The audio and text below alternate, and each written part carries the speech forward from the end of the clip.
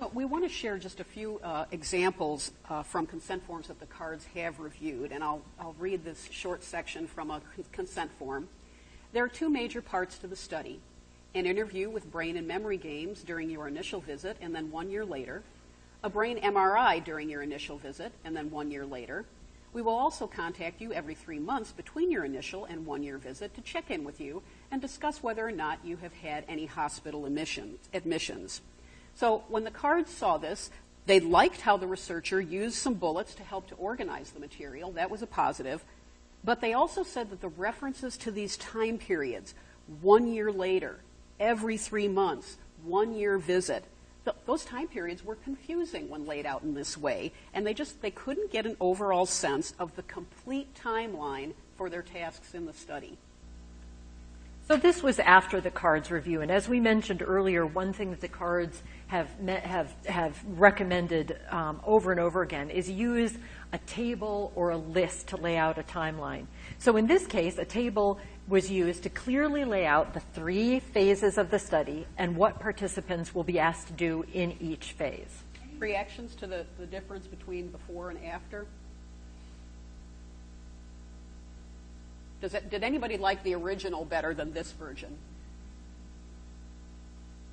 Okay. So here's another example.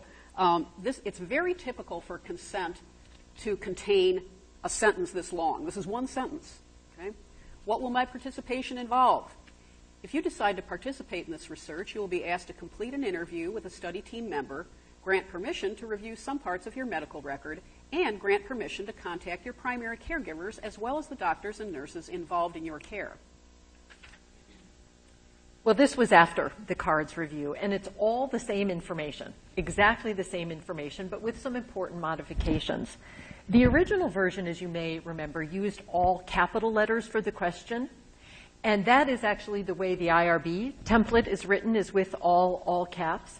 But the revised version is just using normal sentence capitalization, so just like a normal sentence question.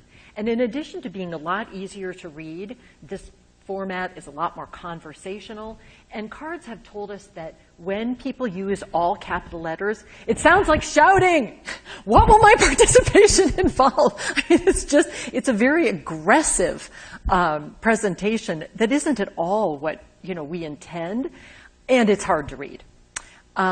They recommended using bullet points to separate out key pieces of information, add a little more white space to make it easier to read, and then use an active voice so it's very clear who is doing what. We will ask you to, not you will be asked to. That's one of those disembodied, on high, somehow you will be asked to. No, we will ask you to. Much more personal in how we talk with one another.